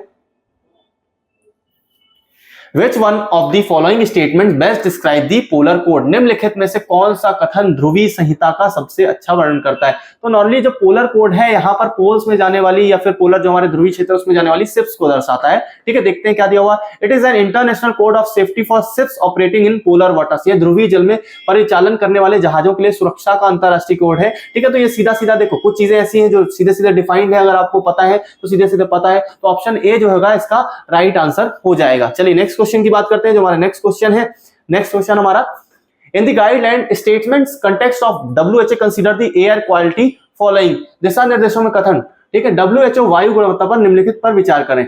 the 24-hour mean of PM 2.5 should not exceed 15 microgram, या फिर बोलते हैं annual mean of PM 2 should not exceed the 5 microgram पर मीटर क्यूब। तो ये स्टेटमेंट बिल्कुल सही है, जो सीधा सीधा बताता है किसके बारे में, ठीक है, WHO वायु एयर क्वालिटी के बारे में, ठीक है। तो ये स्टेटमेंट सही है। In year the highest level of ozone pollution occur during the periods of inclement weather.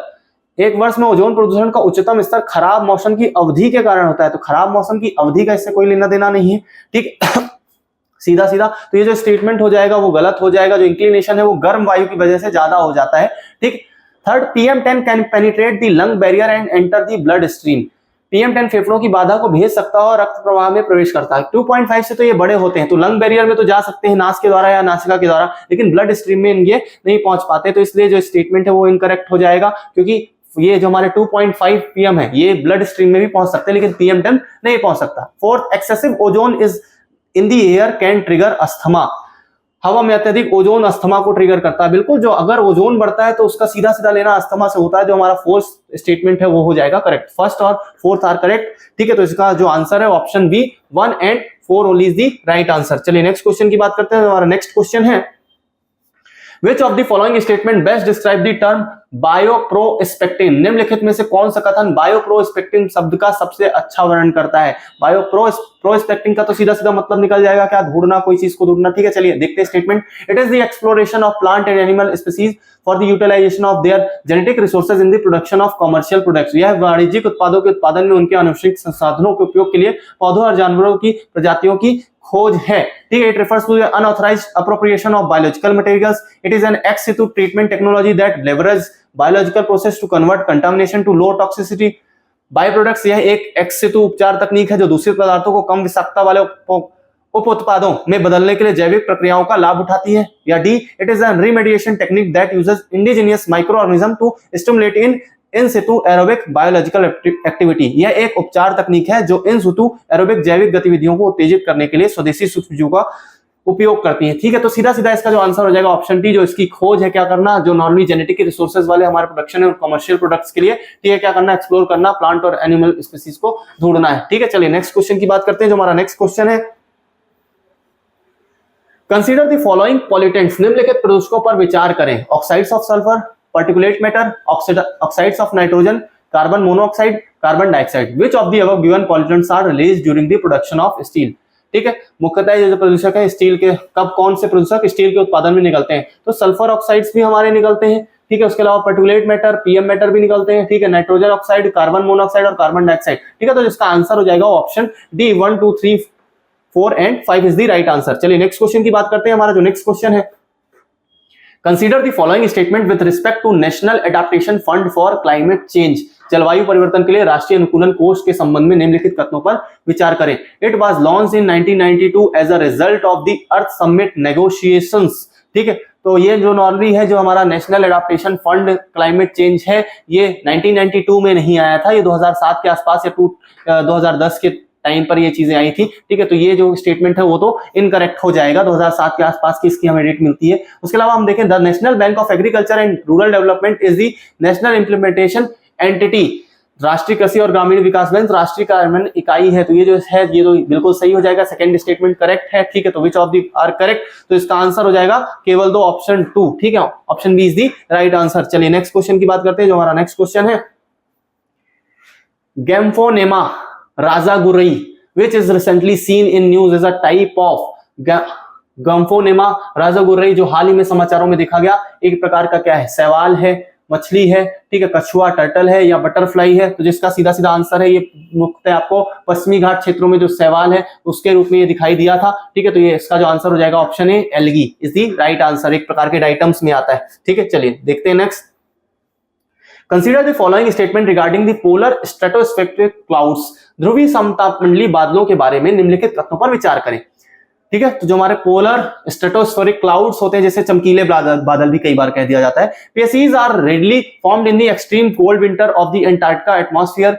Antarctic वायुमंडल की अत्यधिक ठंडी सर्दियों में ये पीएसईज आसानी से बन जाते हैं। बिल्कुल, ये बिल्कुल सही हमारा स्टेटमेंट है। उसके अलावा हम बात करते हैं, पीएसईज की प्रचुरता के कारण सर्दियों के दौरान अंटार्कटिका में ओजोन अधिकतम दर से नष्ट हो जाता है। Ozone is destroyed in Antarctica at the maximum rate during the winters due to the abundance of पीएसईज।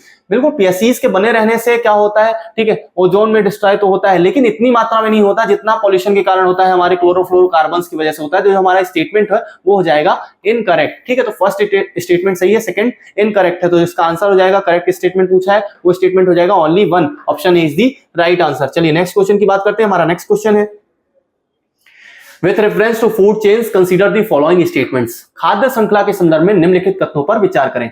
All food chains begin with autotrophs, सभी खाद्य श्रृंखलाएं स्वपोषी से शुरू होती हैं। ठीक है, मुख्यतः अगर ये देखा जाए तो ये स्टेटमेंट हो जाएगा इनकरेक्ट, सिर्फ स्वपोषी से नहीं शुरू होती। अगर हम मृत जीवी की बात करें तो मृत जीवी क्या करते हैं, नॉर्मली जो हमारे इन्फेक्टेड मटेरियल्स होते हैं जो मृत हो जाते हैं उनका भी इस्तेमाल करते हैं। तो सारी फूड चेन सिर्फ ऑटोट्रॉप से स्टार्ट नहीं होती है।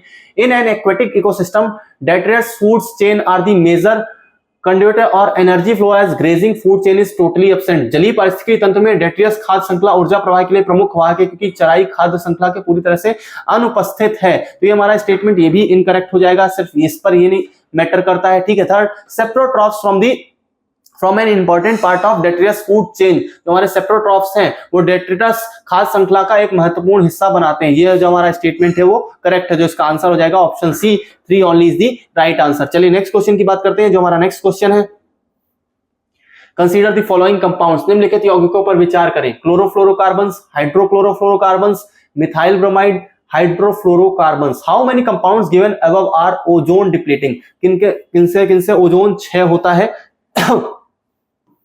ठीक है, तो ओजोन क्षय में अगर बात करें तो क्लोरोफ्लोरोकार्बन CFCs इनके लिए जिम्मेदार हैं। हाइड्रोक्लोरोफ्लोरोकार्बन्स ये भी इसके लिए जिम्मेदार हैं। मिथाइल ब्रोमाइड की बात करें तो ये भी इसके लिए जिम्मेदार है। ठीक, अगर इसके बात करें, ठीक है, तो हाइड्रोफ्लोरोकार्बन्स HFC ओजोन डिप्लीटिंग के लिए जिम्मेदार नहीं है, हालांकि ये ग्लोबल वार्मिंग के लिए जिम्मेदार होता है। तो 1 और 2 और 3 इसके आंसर जो हो जाएंगे, 3 जो है क्या होंगे, जो ओजोन डिप्लीटिंग के लिए कंपाउंड जिम्मेदार है। तो जिसका आंसर हो जाएगा केवल 3। ठीक है, only 3 is the right answer. चलिए नेक्स्ट चलते हैं, नेक्स्ट की हम बात करते हैं। जो नेक्स्ट क्वेश्चन है, which of the following are the methods of carbon sequestration, निम्नलिखित में से कौन सी कार्बन पृथक्करण की विधियां हैं। आयरन फर्टिलाइजेशन ऑफ ओशियंस, महासागरों का लौह निषेचन, subterranean injection of carbon dioxide, third growing seaweeds, wetland restoration. Select the answer. ठीक है, देखते हैं, आर्द्रभूमि बहाली, कार्बन डाइऑक्साइड का भूमिगत इंजेक्शन करना, समुद्री शैवाल उगाना या महासागरों का लौह निषेचन।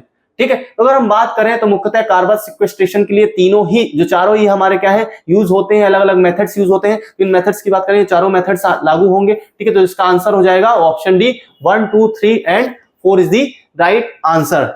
चलिए नेक्स्ट क्वेश्चन की बात करते हैं। हमारा जो नेक्स्ट क्वेश्चन है, with reference to Gucci sometimes mentioned in the news, consider the following statement। समाचारों में कभी कभी उल्लेखित गुच्ची के संदर्भ में निम्नलिखित कथनों पर विचार करें। ठीक है, first, it is a fungus, ये एक कवक है। Second, it grows in some Himalayan forest areas in, ठीक, इट इज अ फंगस और ये कुछ हिमालयी वन क्षेत्रों में उगता है। ठीक है, बिल्कुल, ये जो दोनों ही है एक प्रकार का फंगस है। ठीक है, और दूसरा ये हिमालयन फॉरेस्ट एरिया में पाया जाता है। It is commercially cultivated in the Himalayan foot hills of north eastern India, उत्तर पूर्वी भारत के हिमालय की तलहटी में इसकी व्यावसायिक खेती की जाती है। नहीं, कॉमर्शियली कल्टीवेट नहीं किया जाता है, ये बहुत ही ज्यादा टॉक्सिक होता है, हालांकि ये बहुत ज्यादा महंगा भी होता है, लेकिन ये इसका कॉमर्शियली कल्टीवेशन नहीं होता है। तो ये स्टेटमेंट हो जाएगा वो इनकरेक्ट हो जाएगा। जो इसकी स्टेटमेंट है वो कौन से सही है, option C 1 and 2 is the right answer. चलिए नेक्स्ट क्वेश्चन की बात करते हैं। हमारा नेक्स्ट क्वेश्चन है, consider the following statement about the central pollution control board CPCC के बारे में। It is a statutory organisation under the ministry of environment, forest and climate change. यह पर्यावरण, वन, जलवायु परिवर्तन मंत्रालय के तहत एक वैधानिक संगठन है। ये जो स्टेटमेंट है ये तो हो जाएगा करेक्ट, बिल्कुल इसके अंदर ही आता है, मिनिस्ट्री के अंदर आता है। It was formed under the air prevention act 1981। तो ये एयर प्रिवेंशन एक्ट के तहत नहीं लाया गया था हमारा CPCB। ठीक है, तो पॉल्यूशन बोर्ड जो है, प्रदूषण जो हमारा नियंत्रण अधिनियम है उसके तहत लाया गया था। जो हमारा सेकंड स्टेटमेंट है वो तो जाएगा इनकरेक्ट। तो जो इसका आंसर हो जाएगा ऑप्शन ए, केवल एक, 1 only is the right answer. चलिए नेक्स्ट क्वेश्चन की बात करते हैं। हमारा जो नेक्स्ट क्वेश्चन है, consider the following statement first, debt for climate swaps in an agreement where a creditor forgoes a portion for the debtor's foreign debt or provides debt relief in exchange for the debtor's commitment to invest in a specific environmental project। कथन एक, जलवायु swap के लिए ऋण जो है एक ऐसा समझौता है जिसमें ऋणदाता ऋणी के विदेशी ऋण का एक हिस्सा छोड़ देता है या किसी विशिष्ट पर्यावरणीय परियोजना में निवेश करने की ऋणी की प्रतिबद्धता के बदले में ऋण राहत प्राप्त करता है। ठीक है, तो जो हमारा स्टेटमेंट हो जाएगा ये बिल्कुल सही है कि जो ये डेब्ट फॉर क्लाइमेट स्वैप्स होते हैं वो इस प्रकार के एग्रीमेंट्स होते हैं जहां पर कुछ ना कुछ भाग छोड़ दिया जाता है। स्टेटमेंट सेकंड,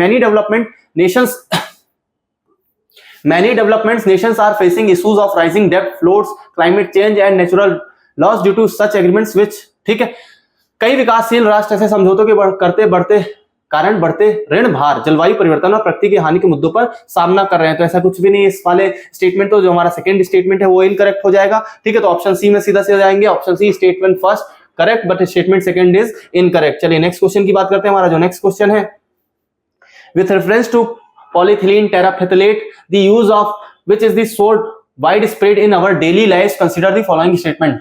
पॉलीएथिलीन टेरेफ्थलेट के संदर्भ में जिसका उपयोग हमारे दैनिक जीवन में बहुत व्यापक है, निम्नलिखित कथनों पर विचार करें। Its fibre can blend with wool and cotton fibres to reinforce their properties. इसके रेशों को ऊन और कपास के रेशों के साथ मिलाकर उनके गुणों को मजबूत किया जा सकता है। ठीक है, तो बिल्कुल ये जो स्टेटमेंट है वो सही हो जाएगा। जो हमारा पॉलीथिलीन टेरेफ्थलेट होता है, टेरेफ्थलिक एसिड यूज होता है, इथिलीन यूज होती है, तो उससे जो बनता है इसमें क्या किया जाता है, इनके प्रॉपर्टीज है उसमें कुछ चेंज किए जा सकते हैं, उन्हें मजबूत किया जा सकता है। Containers made of it can be used to store an alcoholic beverage. ठीक है, इससे बने कंटेनरों का उपयोग किसी मादक पेय संग्रहित करने के लिए किया जाता है। अगर अल्कोहल मेनली आपको देखोगे तो उसे ग्लास में ही रखा जाता है। ठीक है, ग्लास मटेरियल यूज किया जाता है। अगर हम प्लास्टिक यूज करते हैं तो उसकी वजह से क्या, इसका डिकम्पोजिशन भी हो सकता है, ये टूट भी सकता है, खराब भी हो सकता है। ठीक है, तो जो हमारा सेकंड स्टेटमेंट है वो हो जाएगा इनकरेक्ट। यहाँ पर अगर हम ऑप्शन देखें तो ऑप्शन बी और ऑप्शन डी जो है वो डायरेक्टली इनकरेक्ट हो जाएंगे। Bottles made of it can B recycled into other products. ठीक है, नॉर्मली जो हमारे प्लास्टिक मटेरियल्स हैं वो उन्हें क्या यूज किया जा सकता है, उन्हें रिसाइकल किया जा सकता है। Articles made of it can be easily disposed of by incineration without causing green house gas emission. इससे बनी वस्तुओं को ग्रीन हाउस गैस उत्सर्जन के बिना आसानी से जलाकर नष्ट किया जा सकता है। तो ये नॉर्मली नॉन बायोडिग्रेडेबल होते हैं। ठीक है, बायोडिग्रेडेबल नहीं होते तो इजीली इन्हें समाप्त नहीं किया जा सकता। ठीक है, तो फोर्थ स्टेटमेंट जो हो इनकरेक्ट हो जाएगा। तो इसका आंसर हो जाएगा 1 एंड 3। तो इसका जो आंसर है 1 and 3 option A is the right answer. चलिए नेक्स्ट क्वेश्चन की बात करते हैं। हमारा नेक्स्ट क्वेश्चन है, with regard to the functioning of the national green terminal, consider the following statements। Statement first, it has been established under the Wildlife Act 1972 for effective and expeditious disposal of cases relating to environmental protection। पर्यावरण संरक्षण से संबंधित मामलों के प्रभावी और शीघ्र निपटान के लिए वन्य जीव अधिनियम के तहत इसे स्थापित किया गया है। नेशनल ग्रीन ट्रिब्यूनल के लिए अलग से एनजीटी एक्ट बनाया गया था 2010 में, उसके तहत इसे चलाया जा रहा है। तो ये जो हमारा स्टेटमेंट है 1972 के तहत ये चलाया जा रहा है, ऐसा ये गलत हो जाता है। नेक्स्ट हमारा second, the tribunal is not bound by the procedure laid down under the code of civil procedure. अधिकरण सिविल प्रक्रिया संहिता 1908 के तहत निर्धारित प्रक्रिया से बाध्य नहीं है। तो नॉर्मली अगर हम ये देखें तो बिल्कुल ये बाध्य नहीं है, पर्यावरण मामलों को अगर देख रहा है। ठीक है, तो सेकंड स्टेटमेंट हमारा करेक्ट हो जाता है, जबकि फर्स्ट इनकरेक्ट है। तो जिसका आंसर हो जाएगा, ठीक है, option B 2 only is the right answer. चलिए नेक्स्ट क्वेश्चन की बात करते हैं। हमारा नेक्स्ट जो क्वेश्चन है, कंसीडर द फॉलोइंग प्लेसेस। निम्नलिखित स्थानों पर विचार करें। 3 माइल आइलैंड्स, 2 चेरनोबिल, 3 फुकुशिमा और 4 डीप वाटर हॉरिजन। ठीक, ऊपर दिए गए स्थानों में से कितने परमाणु दुर्घटनाओं में से जुड़े हुए हैं। ठीक है, अगर परमाणु दुर्घटनाओं की बात करें तो जो हमारा 3 माइल आइसलैंड है वो भी इससे संबंधित है। चेरनोबिल अगर हम बात करें यूक्रेन से संबंधित, अगर उसकी बात करें फुकुशिमा, इसमें भी क्या हुआ, परमाणु केंद्र से संबंधित है। जो डीप वाटर हॉरिजन है ये गल्फ ऑफ मेक्सिको में जो हुआ था, वही ये हुआ था ऑयल स्पिल के कारण, ऑयल के समुद्र में फैलने के कारण और आग लग गई थी। ठीक है, तो ये जो हमारा है वो किससे हुआ था, ऑयल स्पिल से हुआ था। जो 4th है वो हट जाएगा। तो यहाँ पर 3 जो है वो किसकी वजह से होते हैं, परमाणु दुर्घटनाएं हैं एक प्रकार की। तो इसका जो आंसर हो जाएगा option C, only 3 is the right answer. चलिए नेक्स्ट क्वेश्चन की बात करते हैं। हमारा नेक्स्ट क्वेश्चन है, consider the following statement. Statement first, ocean acidification is detrimental to coral reefs. ठीक है, महासागरीय अम्लीकरण प्रवाल भित्तियों के लिए हानिकारक होता है। बिल्कुल ये जो कथन है वो सही है कि अगर बहुत ज्यादा अम्लीकरण होता है, एसिडिफिकेशन होता है, इससे कोरल रीफ्स खराब होती जाती हैं। Second, an increase in acidification slows the rate at which calcium carbonate is generated. अम्लीकरण में वृद्धि कैल्शियम कार्बोनेट के निर्माण की दर को धीमा कर देती है। ठीक है, जिसके कारण सवाल फोटन या कोरल रीफ्स वगैरह नहीं बन पाते। तो दोनों ही स्टेटमेंट सही है और ये जो सेकंड स्टेटमेंट है वो उसे क्या जस्टिफाई भी कर रहा है, एक्सप्लेन भी कर रहा है। तो जिसका आंसर हो जाएगा ऑप्शन ए हो जाएगा। Both statement first and second are correct. Statement second is correct explanation of statement 2। चलिए नेक्स्ट देखते हैं।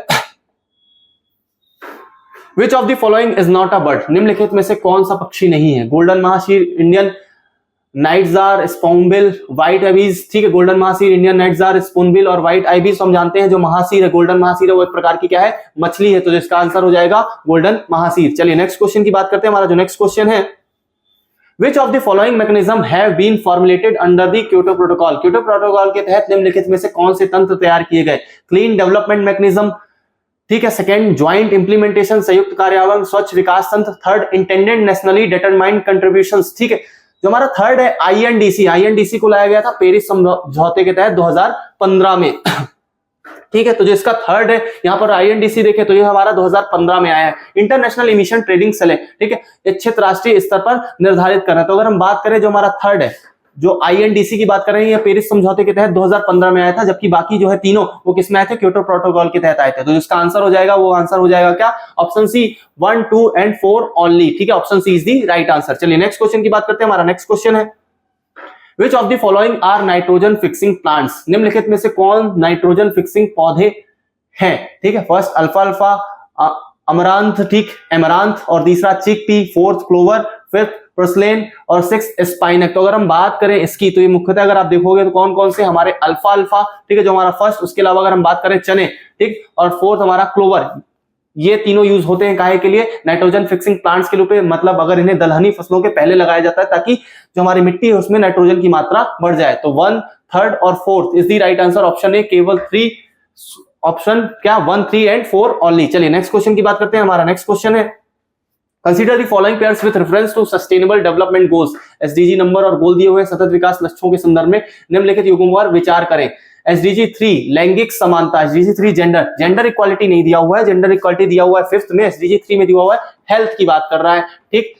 नेक्स्ट देखते हैं access to clean energy, SDG 9 में स्वच्छ ऊर्जा तक पहुंच, स्वच्छ ऊर्जा की बात नहीं की गई है, 9 में है, नो की बात करेंगे, नो इंडस्ट्रीज, तो यहां पर हम बात करेंगे SDG 9 में इंडस्ट्रीज दिया हुआ है, तो ये तीन सेकंड और जो हमारे फर्स्ट और सेकंड है वो गलत हो जाएंगे। SDG 13 sustainable cities and communities, SDG 3 सतत शहर और समुदाय, तो हमारे सस्टेनेबल सिटीज एंड कम्युनिटीज हैं वो दिए हुए हैं 11 में, और 13 में दिया हुआ है क्लाइमेट की बात करता है, ठीक है। Fourth SDG 16 peace justice and strong institutions, शांति न्याय और मजबूत संस्थान, तो बिल्कुल ये जो हमारा फोर्थ है SDG 16 वो सही दिया हुआ है। SDG 16 में piece justice and strong institution दिए हुए हैं, तो इसमें से कितने पेयर सही है, तो हमारा सिर्फ एक ही पेयर सही है, तो जिसका आंसर हो जाएगा option A only 1 pair is the right answer. चलिए नेक्स्ट क्वेश्चन की बात करते हैं। हमारा नेक्स्ट क्वेश्चन है consider the following statement about the biodiversity heritage sites, जैव विविधता विरासत स्थल के बारे में निम्नलिखित कथनों पर विचार करें। The central government in consultations with local bodies may notify the official gazette of areas biodiversity importance as biodiversity heritage sites under the biological diversity act 2002। तो अगर हम बात करें तो मेनली सेंट्रल गवर्नमेंट को ही कुछ सर्टेन कंडीशंस में दिया जाता है, तो यहाँ पर स्टेट गवर्नमेंट का भी रोल होता है, तो ऐसे में जो स्टेटमेंट हो जाएगा वो हो जाएगा incorrect. Nallur tamarind grove in Bengaluru Karnataka was designated as India's first biodiversity heritage site, जो कर्नाटका के बेंगलुरु में नल्लूर इमली ग्रोव है वो भारत का पहला जैव विविधता विरासत स्थल है। हाँ बिल्कुल, ये 2007 में बनाया गया था, तो जो हमारा सेकंड स्टेटमेंट है वो हो जाएगा करेक्ट, ठीक है। तो इसका आंसर हो जाएगा ऑप्शन बी केवल 2 इज द राइट आंसर। चलिए नेक्स्ट क्वेश्चन की बात करते हैं। हमारा नेक्स्ट क्वेश्चन है consider the following types of ecological pyramids, निम्नलिखित प्रकार के पारिस्थितिकी पिरामिडों पर विचार करें। Pyramids of number, pyramids of biomass, pyramids of energy, संख्या के पिरामिड, बायोमास के पिरामिड और ऊर्जा के पिरामिड। ऊपर दिए गए पिरामिडों में से कितने का आकार कभी उल्टा नहीं हो सकता, तो इसके बारे में हमने पहले भी बात की थी कि एक ही ऐसा पिरामिड है जो कभी उल्टा नहीं बनता है, वो है ऊर्जा का पिरामिड। जब भी एक प्रजाति से दूसरी प्रजाति में या एक व्यक्ति से एक जानवर से दूसरे जानवर में एनर्जी जाती है, ठीक है, तो उसका पिरामिड जो होता है वही कम होता जाता है, इसलिए पिरामिड हमेशा सीधा होता है, ठीक है। तो जो पिरामिड ऑफ एनर्जी होता है वो हमेशा कैसा होगा, सीधा होता है, तो इसका आंसर हो जाएगा केवल एक, ठीक है, ओनली वन। इस पिरामिड जो ऑफ एनर्जी जो है वो हमेशा सीधा बनेगा, कभी भी उल्टा नहीं बनता। चलिए नेक्स्ट की बात करते हैं। नेक्स्ट हमारा क्वेश्चन है consider the following nutrient cycles, निम्नलिखित पोषक चक्रों पर विचार करें। Nitrogen cycle, sulphur cycle, carbon cycle और फास्फोरस साइकिल की बात करते हैं। इसमें से कौन सी गैसियस न्यूट्रिएंट साइकिल है, तो मुख्यतः अगर आप देखो तो कार्बन और जो नाइट्रोजन है वो मुख्यतः आपको गैस रूप में दिखाई देंगे, बाकी सल्फर और जो फास्फोरस, ठीक है, वो आपको मिट्टी में न्यूट्रिएंट्स दिखाई देंगे। तो इसका जो आंसर हो जाएगा 1 और 3, कार्बन चक्र और नाइट्रोजन चक्र, तो इसमें से 2 सही है, तो इसके जो आंसर पेयर जो है हमारे वो कौन से हैं, ओनली 2, केवल 2 इज द राइट आंसर। चलिए नेक्स्ट की बात करते हैं। हमारा नेक्स्ट जो क्वेश्चन है consider the following statement in earth is currently believed to be undergoing the 6th mass extinction, माना जाता है कि पृथ्वी वर्तमान में 6ठे सामूहिक विलुप्ति की दौर से गुजर रही है। बिल्कुल ये जो स्टेटमेंट है वो बिल्कुल करेक्ट है, ठीक है। Next, the current species extinction rates are estimated to be several times faster than in pre human times, वर्तमान प्रजाति विलुप्ति दर मानव पूर्व काल की तुलना में कई गुना तेज होने लग गई, जैव विविधता धीरे धीरे बहुत तेजी से घट रही। जो सेकंड स्टेटमेंट है वो भी हो जाएगा करेक्ट, जो इसका आंसर हो जाएगा option C, first and second both 1 and 2 is the right answer. चलिए नेक्स्ट की बात करते हैं। नेक्स्ट हमारा क्वेश्चन है कंसीडर द फॉलोइंग, निम्नलिखित पर विचार करें। कार्बन डाइऑक्साइड, हाइड्रोफ्लोरोकार्बन, मीथेन और नाइट्रस ऑक्साइड, ऊपर दी गई गैसों में से कौन से ग्रीन हाउस गैसें हैं, तो कार्बन डाइऑक्साइड भी किसके लिए ग्रीन हाउस गैस के रूप में जाती है, ग्लोबल वार्मिंग के लिए इफेक्ट करती है। हाइड्रोफ्लोरोकार्बन हमने HFC की बात की थी। उसके बाद हम बात करें मीथेन की, CH4 जो धान के खेतों वगैरह से निकलती है, वो भी इसके लिए जिम्मेदार है। इसके अलावा नाइट्रस ऑक्साइड NO2 की भी इसके लिए जिम्मेदार है। तो option A 1, 2, 3, 4 is the right answer. चलिए नेक्स्ट क्वेश्चन की बात करते हैं। हमारा नेक्स्ट क्वेश्चन है consider the following statement regarding trade records analysis of flora and fauna in international commerce.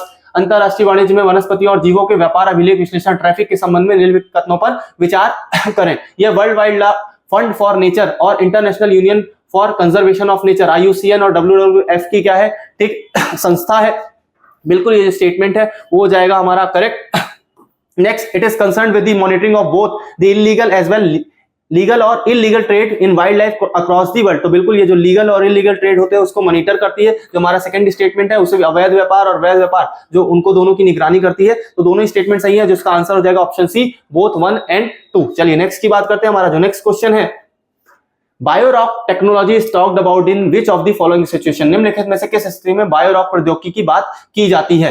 क्षतिग्रस्त प्रवाल भित्तियों की बहाली, restoration of damaged coral reefs, development of building materials using plant residues, identification of areas for exploration, extraction of shale gas या providing salt licks of wild animals in the forest protected areas। तो normally ये जो बायोरॉक्स है वो किससे संबंधित है? क्षतिग्रस्त प्रवाल भित्तियों की बहाली से। Option A is the right answer. चलिए नेक्स्ट क्वेश्चन की बात करते हैं। हमारा नेक्स्ट क्वेश्चन है, निम्नलिखित में से कौन सा कथन किसी जल निकाय की रासायनिक ऑक्सीजन मांग का सबसे अच्छा वर्णन करता है? It is the amount of oxygen microorganism required to break down organic materials by the microorganism.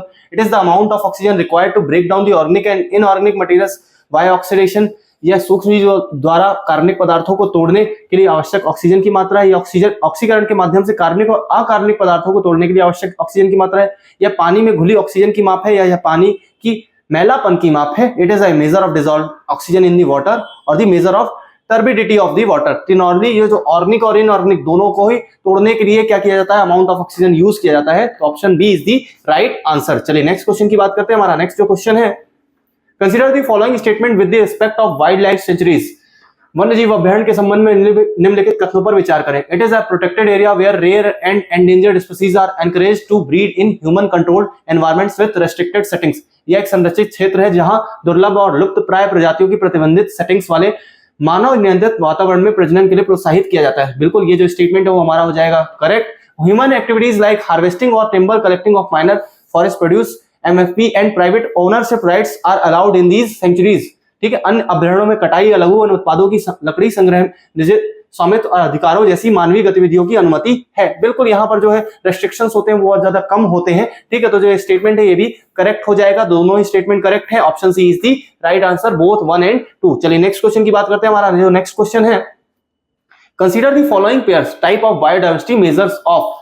निम्नलिखित युग्मों पर विचार करें जैव विविधता पर जो प्रकार की माप करते हैं। अल्फा डायवर्सिटी, बीटा डायवर्सिटी और गामा डायवर्सिटी की बात की जाती है। अल्फा बीटा डायवर्सिटी की बात करूं तो इसमें मुख्यतः हम ये देखते हैं कि जो डायवर्सिटीज है उन्हें 3 प्रकार से डिवाइड किया गया है। मेनली जो पहली अल्फा है उसमें नॉर्मली हेड काउंटिंग की जाती है कि कौन कौन सी स्पीसीज पाई जा रही है, जबकि बीटा डायवर्सिटी में क्या किया जाता है, अगर हम एक बायोडायवर्सिटी से दूसरी बायोडायवर्सिटी में जाते हैं, इकोसिस्टम से दूसरे इकोसिस्टम में जाते हैं, तो जितना चेंज आता है उसे बीटा में देखा जाता है, जबकि गामा इन दोनों का ही सम होता है। ठीक है, तो अब देखते हैं क्या स्टेटमेंट दिए हुए हैं। अल्फा बायोडायवर्सिटी की बात, species richness in the particular ecosystem, तो जहां पर स्पीसीज पाई जा रही है उनके पर्टिकुलर इकोसिस्टम में उसकी गणना की जाती है। ठीक है, तो जो हमारा पहला स्टेटमेंट हो जाएगा वो हो जाएगा correct. Beta diversity, total biodiversity with in entire reason, मैंने बोला था चेंज इन बायोडायवर्सिटी पर यहाँ पर आएगा, तो जो बीटा डायवर्सिटी वो गलत। Gamma diversity, change in amount of species between the ecosystem, तो चेंज इन इकोसिस्टम के अलावा इसमें साथ में अल्फा बायोडायवर्सिटी की हेड काउंटिंग भी होती है। जो तुम्हारा थर्ड स्टेटमेंट है वो भी इनकरेक्ट हो जाएगा। तो इसके जो आंसर हो जाएंगे, एक ही पेयर सही है, केवल एक। ठीक है, only 1 is the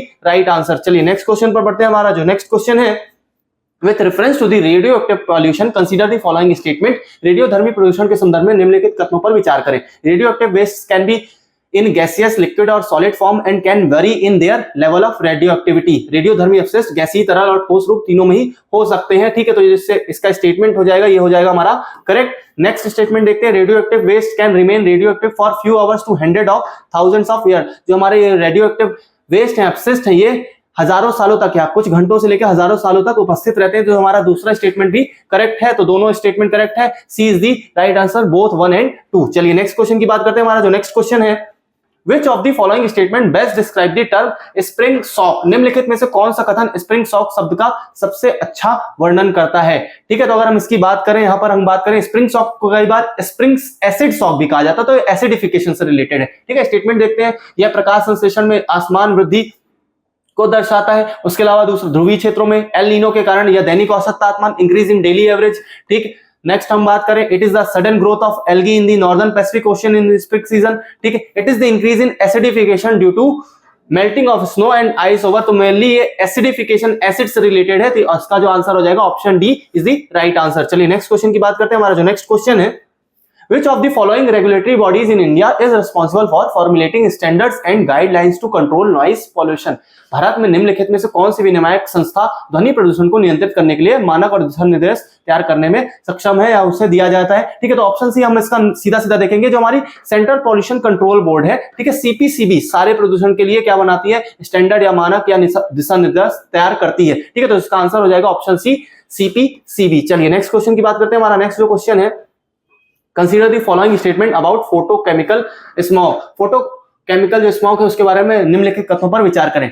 it is an oxidizer smog, यह एक ऑक्सीकरण करने वाला स्मॉग है। उसके अलावा next, it is made up of secondary pollutants like ozone, ये सेकेंडरी पॉल्यूटेंट से बना होता है जिसमें से ओजोन एक कंपोनेंट्स है। It can be formed even in the absence of sunlight, ये सूर्य के प्रकाश की अनुपस्थिति में भी बन सकता है। जो हमारा फोटोकेमिकल स्मॉग है वो नॉर्मली किसमें, सनलाइट में ही हमारा बनता है, इसलिए जो हमारा थर्ड स्टेटमेंट है वो तो हो जाएगा इनकरेक्ट, अब्सेंस में नहीं, इसके प्रेजेंस में ही ये बनता है, और बाकी जो दो है हमारे वो करेक्ट होते हैं, ठीक है। तो इसका जो आंसर हो जाएगा ऑप्शन सी 1 and 2 ओनली। चलिए नेक्स्ट क्वेश्चन की बात करते हैं। हमारा जो नेक्स्ट क्वेश्चन है, the Miyawaki method is well known for the, Miyawaki पद्धति निम्नलिखित में से किस लिए प्रसिद्ध है? Promotion of commercial farming in arid and semi arid areas, शुष्क और अर्ध शुष्क क्षेत्रों में वाणिज्यिक खेती के लिए बढ़ावा देना, harvesting wind energy on coastal areas on sea surfaces, तटीय क्षेत्रों और समुद्री सतहों पर पवन ऊर्जा का संचयन। थर्ड दिया हुआ है, development of gardens genetically modified flora using, अनुवांशिक रूप से संशोधित वनस्पतियों का उपयोग करके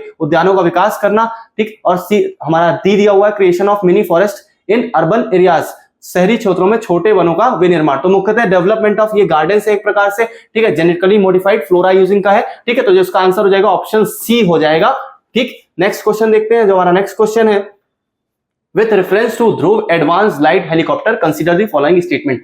ध्रुव उन्नत हल्के हेलीकॉप्टर के संदर्भ में निम्नलिखित कथनों पर विचार करें।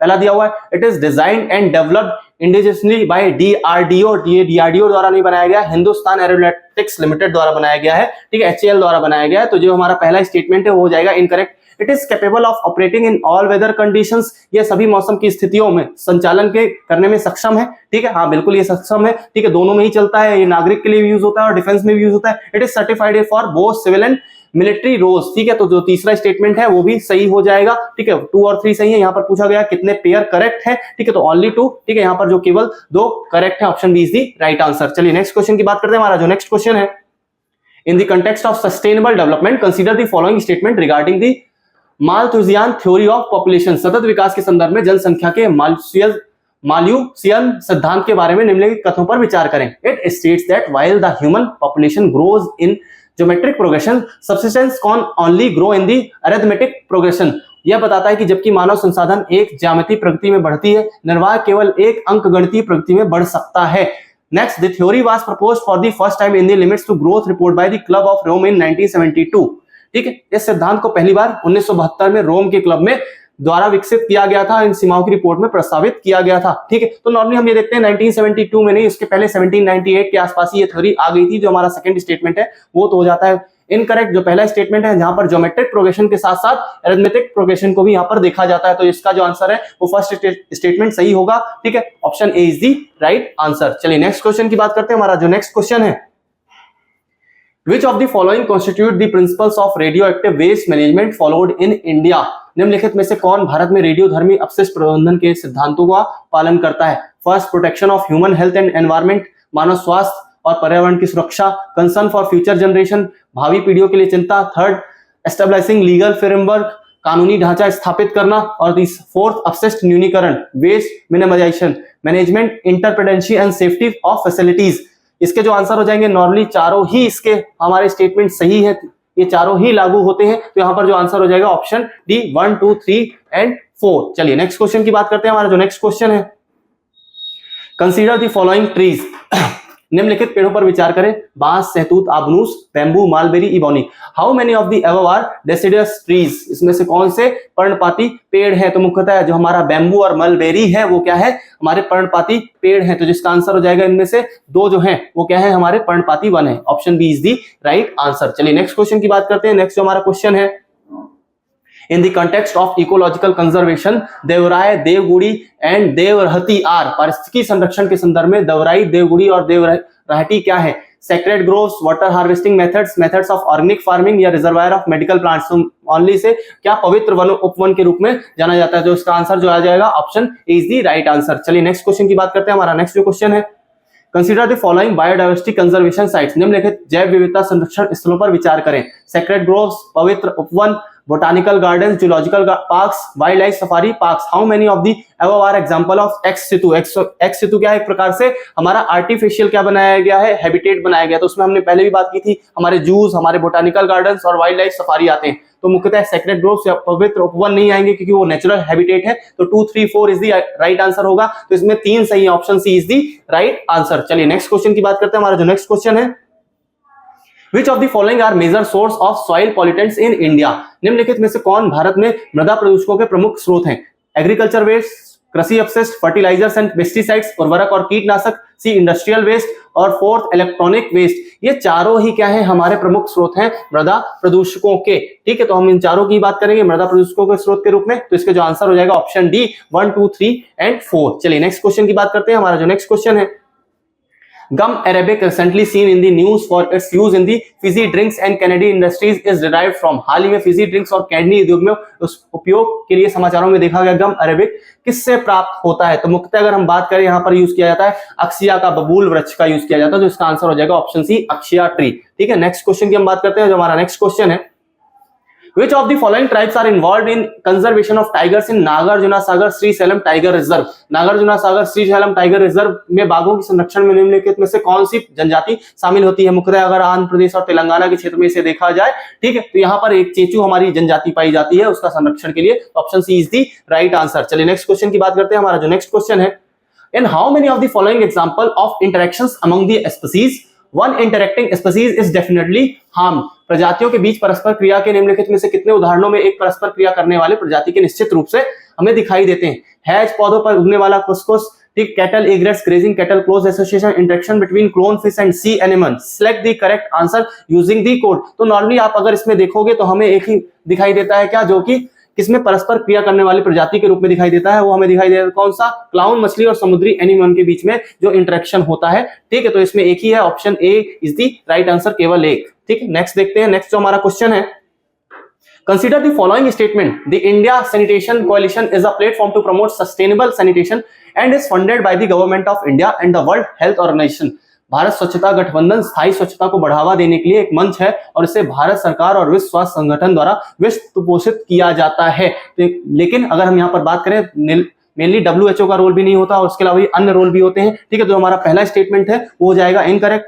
ठीक, नेक्स्ट देखते हैं, the National Institute of Urban Affairs in an apex body of the ministry of Housing and Urban Affairs in government of India and provides innovative solution to address the challenge of urban India. राष्ट्रीय शहरी मामले संस्थान भारत सरकार में आवास और शहरी मामलों के मंत्रालय का एक शीर्ष निकाय है और शहरी भारत की चुनौतियों का समाधान करने के लिए अभिनव समाधान प्रदान करता है। तो हमारा जो सेकंड स्टेटमेंट है वो हो जाएगा करेक्ट। ठीक है, ऑप्शन बी केवल 2 इज द राइट आंसर। चलिए नेक्स्ट क्वेश्चन की हमारी बात करते हैं। जो हमारा नेक्स्ट क्वेश्चन है, With reference to productivity in the ecosystem, consider the following statement। पारिस्थितिकी तंत्र में उत्पादकता के संदर्भ में निम्नलिखित कथनों पर विचार करें। ठीक है, यहाँ पर देखते हैं, the gross primary productivity of an ecosystem is the rate of production of organic matter during the photosynthesis। किसी पारिस्थितिकी तंत्र की सकल प्राथमिक उत्पादकता प्रकाश संश्लेषण के दौरान कार्बनिक पदार्थ के उत्पादन की दर है। बिल्कुल, ये जो फोटोसिंथेसिस है प्रोडक्शन ऑफ ऑर्गेनिक मैटर से रिलेट करता है। Next, the secondary productivity is the available biomass for consumption to herbivorous and decomposer. द्वितीयक उत्पादकता शाकाहारी और घटक के उपभोग के लिए उपलब्ध बायोमास है। ये जो हमारा स्टेटमेंट हो जाएगा, जो हमारा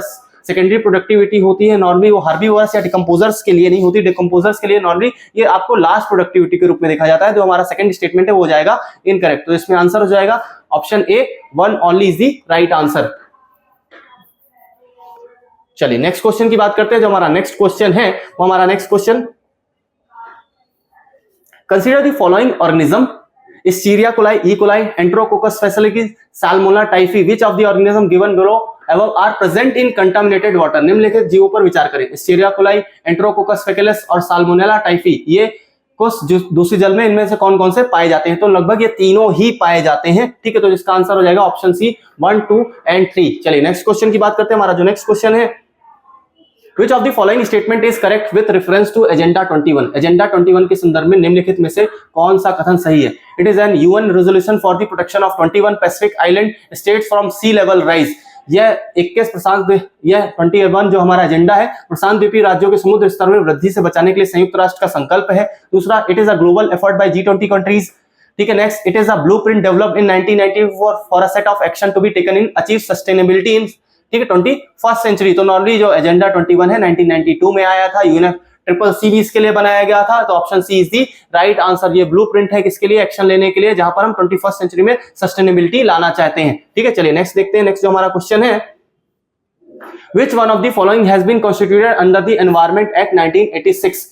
पर्यावरण संरक्षण अधिनियम 1986 के तहत निम्नलिखित में से किसका गठन किया गया है? केंद्रीय जल आयोग, केंद्रीय भूजल बोर्ड, केंद्रीय भूजल प्राधिकरण या राष्ट्रीय जल विकास एजेंसी। तो मुख्यतः अगर हम बोर्ड के रूप में देख सकते हैं कि केंद्रीय भूजल जो बोर्ड है, सेंट्रल ग्राउंड वाटर बोर्ड है, वो इसके तहत बनाया गया था। नेक्स्ट क्वेश्चन की बात करते हैं। हमारा जो नेक्स्ट क्वेश्चन है, consider the following statement regarding biosphere reserve. Biosphere reserve के बारे में निम्नलिखित कथनों पर विचार करें। Each biosphere reserve is the traditional organized into 5 inter related zones. प्रत्येक बायोस्फीयर रिजर्व पारस्परिक रूप से 5 परस्पर संबंधित क्षेत्रों में संगठित है।